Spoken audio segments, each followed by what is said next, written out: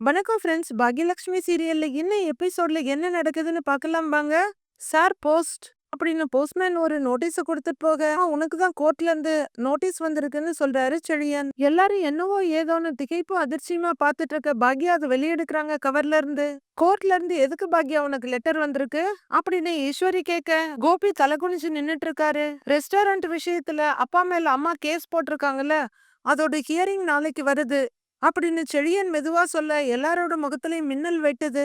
ஈஸ்வரி வேகமா எழுந்திருச்சு, அன்னைக்கே நான் சொன்னேன்ல பாக்யா, இவன் மேல கொடுத்துருக்க கேஸ வாபஸ் வாங்குன்னு சொல்லி, நீ இன்னும் வாபஸ் வாங்கலையா அப்படின்னு ஈஸ்வரி கேட்க, பாட்டி, கேஸ் கோர்ட்டுக்கு போனதுக்கு அப்புறம்லாம் நம்ம இஷ்டத்துக்கு வாபஸ் வாங்க முடியாது அப்படின்னு எழில் சொல்றாரு. நீ பேசாம இரு, நீ உன் அம்மாவுக்கு தானே சப்போர்ட் பண்ணுவ. ஏன் பாக்யா, நீயும் பக்கத்துல இருந்து பார்க்க தானே செஞ்ச. கோபி எவ்வளவு கஷ்டப்பட்டான்னு, இவன் நெஞ்சை கிழிச்சு ஆபரேஷன் பண்ணியிருக்காங்கன்னு ஈஸ்வரி சொல்லிட்டு இருக்க, அம்மா அப்படின்னு கோபி கூப்பிட்டுட்டு இருக்காரு. அவ்வளவு பெரிய ஆபரேஷன், ரெஸ்ட்லயே இருக்கணும், கொஞ்சம் மன அழுத்தம் வந்தாலும் ஏதாவது ஆயிடும்னு டாக்டர் சொல்லியிருக்காங்கல்ல. இவனை கோர்ட்டு கேஸ்ன்னு அலைய வைக்க போறியா, ஜெயிலுக்கு போக சொல்றியா அப்படின்னு ஈஸ்வரி கேட்டுட்டு இருக்க. அத்தைன்னு தயக்கமா பாக்யா ஏதோ சொல்ல வர்றாங்க.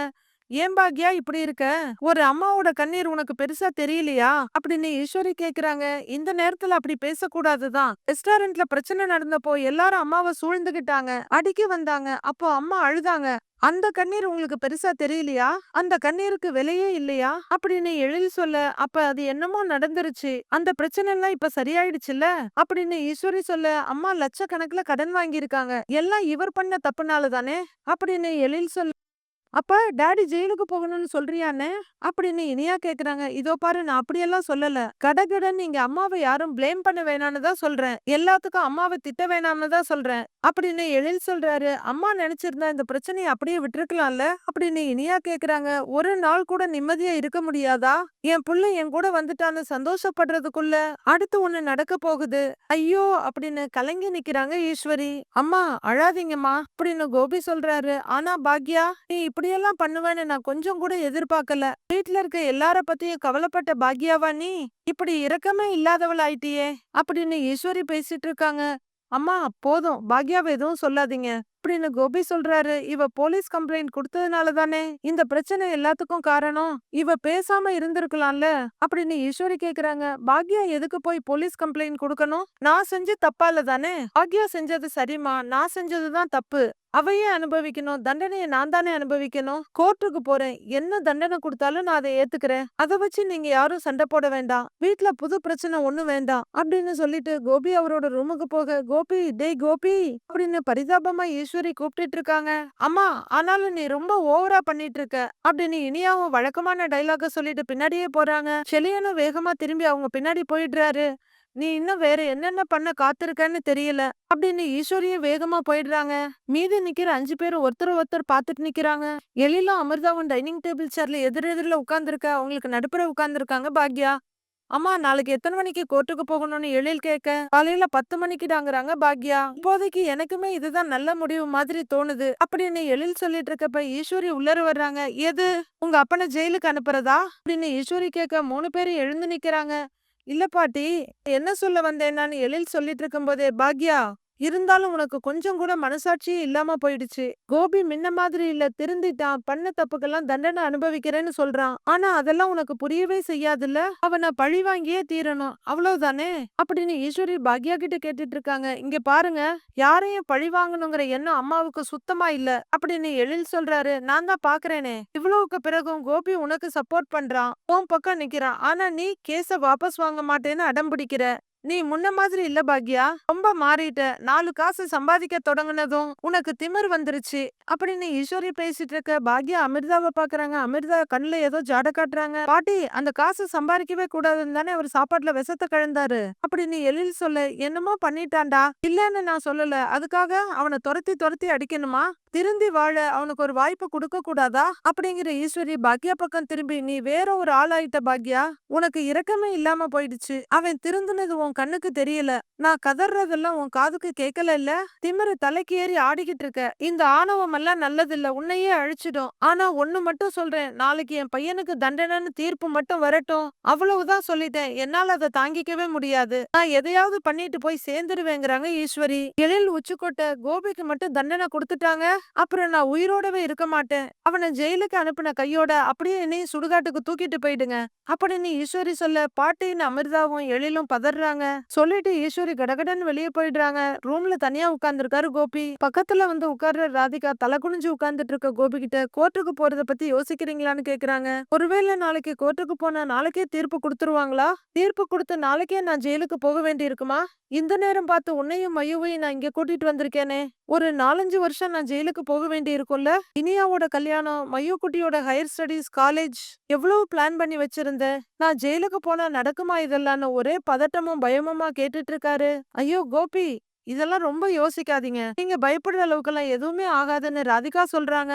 எப்படி எப்படி அப்படி சொல்ற அப்படின்னு கோபி பதட்டமா கேட்க, உங்களுக்காக நாளைக்கு வாதாடுறதுக்கு தமிழ்நாட்டிலேயே நம்பர் 1 வக்கீல நான் ஏற்பாடு பண்ணியிருக்கேன். இப்ப நான் அவர்கிட்ட தான் பேசிட்டு வரேன். கேஸோட எல்லா டீடைல்ஸையும் நான் கொடுத்துட்டேன். உங்களை வெளியே கொண்டு வர்றது அவரோட பொறுப்புன்னு சொல்லிட்டாரு கோபி அப்படின்னு ராதிகா தைரியம் கொடுக்க, அதெல்லாம் நடக்கும்னு எனக்கு நம்பிக்கையே இல்ல ராதிகா அப்படின்னு கோபி பயத்தோடயே சொல்றாரு. கண்டிப்பா நடக்கும். நீங்க ஜெயிலுக்கெல்லாம் போக மாட்டீங்க அப்படின்னு ராதிகா அவரோட கை மேல கைய வச்சு சொல்ல, வாழ்க்கை எப்படி விளையாடுது பாத்தியா? ஒரு பக்கம் பாக்யா என்ன கோர்ட்ல நிறுத்தணும்னு பாக்குறா, இன்னொரு பக்கம் நீ என்ன காப்பாத்தணும்னு போராடுற அப்படின்னு கோபி சொல்றாரு. உங்க வைஃபா யோசிக்கும் போது உடம்பு சரியில்லாத இந்த நிலைமையில நீங்க கோர்ட்டு கேஸ்ன்னு அலைய வேணாம்னு நினைக்கிறேன். ஆனா ஒரு மனுஷியா யோசிக்கும் போது இன்னமும் நீங்க செஞ்சதெல்லாம் தப்புங்கிற இடத்துல தான் நான் இருக்கேன். யார பத்தியும் யோசிக்காம ஒரு தப்பான விஷயத்த நீங்க பண்ணிட்டீங்கன்னு ராதிகா சொல்றாங்க. நீ சொல்றது எல்லாமே 100க்கு 100 உண்மை. இந்த கோவம் என் கண்ணை மறைச்சிருச்சு, என் மூளையை குழப்பிடுச்சு. நான் எப்படி இவ்வளவு கேவலமானேன்?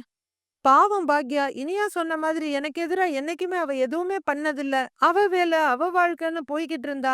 நான் தான் அவளை கொடுமையா சித்திரவதை பண்ணிக்கிட்டு இருந்தேன். ஆனா நான் போன் பண்ணியும் எனக்கு நெஞ்சுவலி வந்த உடனேயே, நான் கூப்பிட்ட உடனே எனக்காக ஓடி வந்தா பாரு. அது செருப்பால் அடிச்ச மாதிரி இருந்துச்சு. இப்படி ஒரு நல்ல மனசுக்கு எவ்வளவு துரோகம் பண்ணினேன்னு ஒவ்வொரு நாளும் என்னையே நான் போட்டு சித்திரவதை பண்ணிக்கிட்டு இருக்கேன். இந்த 25 வருஷம் அவகிட்ட இருந்த குறைங்களை மட்டும்தான் நான் பார்த்தேன். அது எல்லாத்தையும் தாண்டி பாக்யா எவ்வளவு நல்ல மனுஷங்கிறத நான் பார்க்க தவறிட்டேன். நான் எவ்வளவு கேவலமான ஜென்மம் ராதிகா அப்படின்னு ரொம்ப நொந்து போய் பேசிட்டு இருக்காரு கோபி.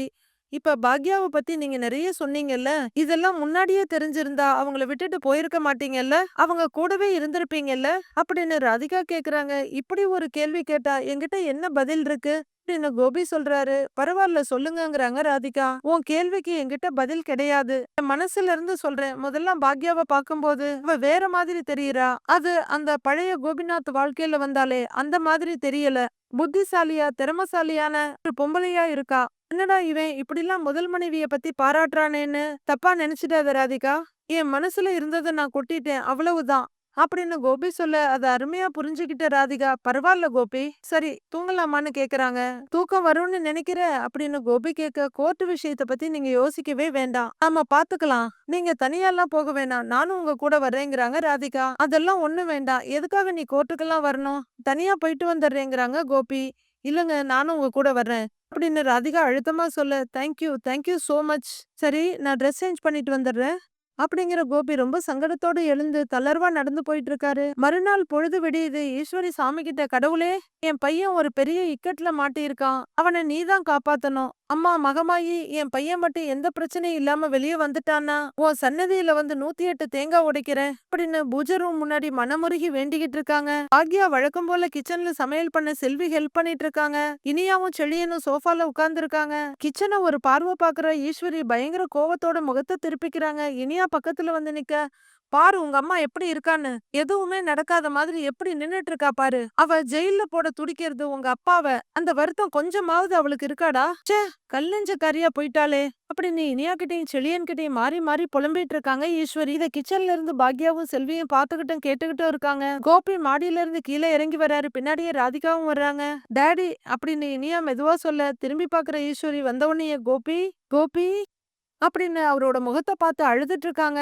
அம்மாவோட கண்ணு தண்ணிய தொடச்சு விட்டு அவங்கள தன்னோட தோல்ல சாய்ச்சிட்டு, அம்மா அழாதீங்க, தைரியமா இருங்க அப்படின்னு கோபி சொல்ல, இனியாவுக்கும் அழுகையா வருது. பயமா இருக்கு டாடின்னு இனியா சொல்ல, பயப்படாத இனியா, தைரியமா இருங்கிறாரு கோபி. அப்பா நம்ம கார்லயே போயிடலாமாப்பா அப்படின்னு செடியன் கேட்க, நானும் வரேன்டாங்கிறாங்க ஈஸ்வரி. யாரும் வர வேண்டாம், நானும் ராதிகாவும் போறோம் ஓகே அப்படின்னு கோபி சொல்ல, ஐயோ அதெல்லாம் இல்லப்பா, நான் கண்டிப்பா வருவேங்கிறாரு செழியன். வேணாம் செழியா, நானும் ராதிகாவும் போயிட்டு வந்துடுறோம்னு கோபி சொல்ல, அவளோட நீ ஏன்டா போற அப்படின்னு ஈஸ்வரி கேக்குறாங்க. அவளோட போறதுல என்னமா தப்பு அப்படின்னு கோபி கேட்க, நீ அவளோட போக கூடாது, நாங்க வர்றோம் அப்படின்னு ஈஸ்வரி சொல்றாங்க. அவதாமா அட்வொகேட்டை ரெடி பண்ணிருக்கா, தமிழ்நாட்டிலேயே நம்பர் 1 அட்வொகேட்டா, பாத்துட்டு வந்துடுறேம்மா அப்படிங்கிறாரு கோபி. சுத்தம், அவ ஏற்பாடு பண்ண வக்கீலா, நீ நம்பவே நம்பாதடா, அவ ஏதோ திட்டம் போடுறா, உனக்கு எதிரா ஏதோ சதி திட்டம் போடுறாடா அப்படின்னு முட்டாள்தனமா ஈஸ்வரி பேசிட்டு இருக்காங்க.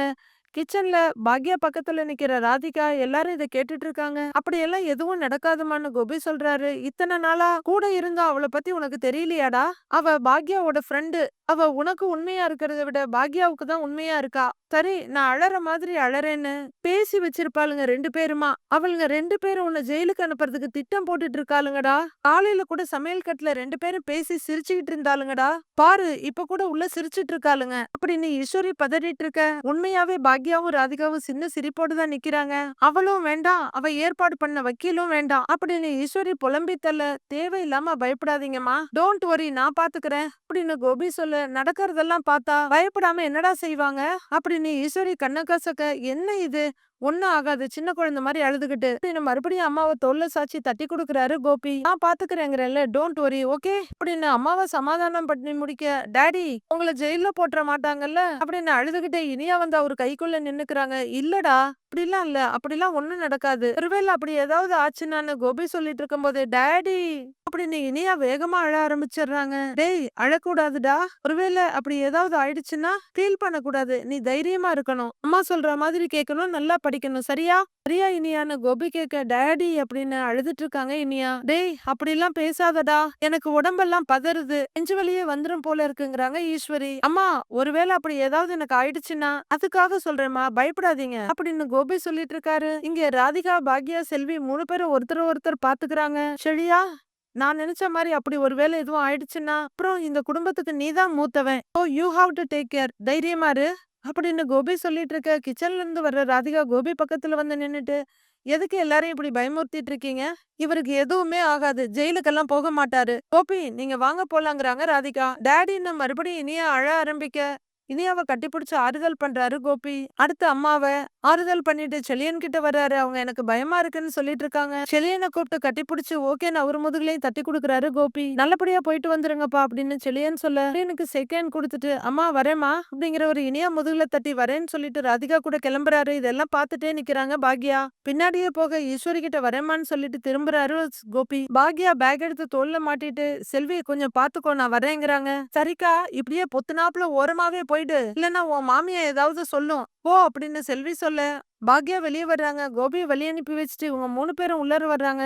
செழியா நீ இன்னைக்கு வேலைக்கு போகலையா அப்படின்னு பாக்யா கேட்க, இல்லங்கிறாரு அவரு மெதுவா. ஏன் அப்படின்னு பாக்யா கேட்க, ஆபீஸ்க்கு போனாலும் எப்படிமா வேலை பார்க்க முடியும் அப்படின்னு செழியன் கேக்குறாரு. இனியா முறைச்சிட்டு இருக்க, நான் வரேன்ங்கிறாங்க பாக்யா. நீ என்ன போருக்கா போற, இல்ல ஏதாவது நல்ல காரியம் பண்ண போறியா, என் பையனை ஜெயிலுக்கு அனுப்பதானே போற, நீ நல்லபடியா போயிட்டு வான்னு உனக்கு வாழ்த்து வேற சொல்லி அனுப்பணுமா, இன்னைக்கு மட்டும் கோபிக்கு ஏதாவது தண்டனை கிடைக்கட்டும், அப்புறம் என் வாழ்க்கை பூரா உன்னை மன்னிக்கவே மாட்டேன் அப்படிங்கிற ஈஸ்வரி கோபமா வந்து சோஃபால உட்காந்துக்கிறாங்க.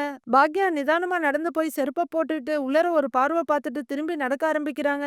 எக்காரணம் கொண்டு ஒரு நாள் கூட அவர் ஜெயில இருக்க மாதிரி நடந்துடக்கூடாது அப்படின்னு வக்கீல் கிட்ட ராதிகா சொல்லிட்டு இருக்காங்க. ஓகேங்க மேடம், நான் பாத்துக்கிறேங்கிறாரு அவரு. அவரோட மெடிக்கல் காரணத்துங்களை சொல்லி அவர் ஜெயிலுக்கு போகாம பாத்துக்கோங்க சார்னு வக்கீல் கிட்ட கெஞ்சிட்டு இருக்காங்க ராதிகா. சரிங்க மேடம், அது என்னோட பொறுப்பு, நீங்க கவலையே படாதீங்க அப்படின்னு சொல்றாரு. சரிங்க மேடம் பாத்துக்கலாம் அப்படின்னு பாக்யாட்ட சொல்ல, அவங்க ஓகேங்கன்றாங்க. 2 பேரும் அவங்கவங்க வக்கீல் கிட்ட பேசிட்டு இருக்காங்க. இத பாத்துட்டு இருக்காரு கோபி. பேசிட்டு 2 பேரும் வர 2 பேரும் ஒரே என்ட்ரன்ஸ்ல வந்து நிக்கிறாங்க. ஒரு நிமிஷம் ஒருத்தர் பாத்துக்கிட்டு ஆளுக்கு ஒரு பக்கமா போய் உட்கார்றாங்க. ராதிகா ஒருவேளை நான் ஜெயிலுக்கு போயிட்டா அப்படின்னு பக்கத்துல இருக்க ராதிகா கிட்ட கோபி சொல்ல, இப்ப எதுக்கு இந்த பேச்செல்லாம் பேசுறீங்க அப்படின்னு ராதிகா கேக்குறாங்க. ஒருவேளை போயிட்டா நீ புது வீட்டுக்கு போயிடு, நீ அங்கேயும் இங்கேயும் அழக்களிக்கிறேன், என்னை மன்னிச்சிடு, அப்படின்னு கோபி சொல்ல, நீங்க கண்டதையும் யோசிக்காம அமைதியா இருங்க. பாத்துக்கலாங்கிறாங்க ராதிகா. ஜட்ஜ் உள்ளர வர எல்லாரும் எழுந்து நின்னு கும்பிட உட்காருங்கன்னு சைகை காட்டுறாரு. எல்லாரும் உட்கார கோபி ரொம்ப பதட்டமா இருக்காரு. கேஸ் நம்பர் 365ன்னு ஜட்ஜ் சொல்ல, அவரோட ஆர்டர்லயும் கேஸ் நம்பர் 365ன்னு கூப்பிடுறாரு. ஜட்ஜ் பாக்யலட்சுமின்னு சொல்ல, பாக்யலட்சுமி பாக்யலட்சுமி பாக்யலட்சுமின்னு 3 தடவை கூப்பிடுறாரு அவரு. பாக்யா ராதிகாவையும் கோபிநாத்தையும் ஒரு பார்வை பார்த்துட்டு எழுந்து போய் அந்த கூண்டுல நின்னு ஜட்ஜ பார்த்து கும்பிடுறாங்க. அங்க இருந்து இவங்க 2 பேரையும் பார்க்க கோபி தலைய குனிஞ்சுக்கிறாரு. யுவர் ஆனர், என்னோட கிளையண்ட் பாக்யலட்சுமி ரெஸ்டாரண்ட் நடத்திட்டு இருக்காங்க. அங்க அவங்க சமைச்ச பிரியாணில கோபிநாத்ங்கிறவரு தன்னோட ஆளை வச்சு கெட்டுப்போன இறைச்சிய கலந்ததா பாக்யலட்சுமி கம்ப்ளைண்ட் கொடுத்திருக்காங்க அப்படின்னு பாக்யாவோட வக்கீல் சொல்ல, கோபிநாத்னு வக்கீல் சொல்றாரு. கோபிநாத் கோபிநாத் கோபிநாத்னு அவரோட ஆர்டர்லி கூப்பிடுறாரு. கோபிநாத்துக்கு முகமெல்லாம் வெளிரி போனாலும் சமாளிச்சுக்கிட்டு எழுந்து போய் குற்றவாளி கூண்டுல நிக்கிறாரு. அவரும் ஜட்ஜ பார்த்து கும்பிட ஜட்ஜு தலையசிக்கிறாரு. என்ன நடக்க போகுது, பாக்யா மனசுல என்ன வச்சிருக்காங்க, கேஸ் எப்படி தீர்ப்பாக போகுது, இதெல்லாம் அடுத்த வாரம் திங்கட்கிழமை பார்க்கலாம். Friends, have a happy weekend. Thank you.